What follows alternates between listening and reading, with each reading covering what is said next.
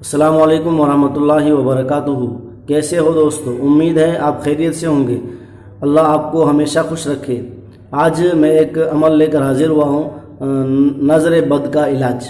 बेहतरीन अमल है, मैंने इसको आजमाया भी है। मेरे दोस्त हैं मौलाना अख्तर, कौसंबा सूरत के हैं, वो आमिल हैं, मेरे दोस्त हैं। अगर आपको उनके नंबर चाहिएगा तो मैं उनके नंबर भी आपको दे दूंगा, आप बात कर सकते हैं और वीडियो के नीचे भी डाल दूंगा। उन्होंने मुझे एक अमल बताया, कहा कि कितनी भी ख़तरनाक नज़र हो, आप फजर की सुन्नत पढ़ करके सूरह फातिहा को 40 मरतबा पढ़ें।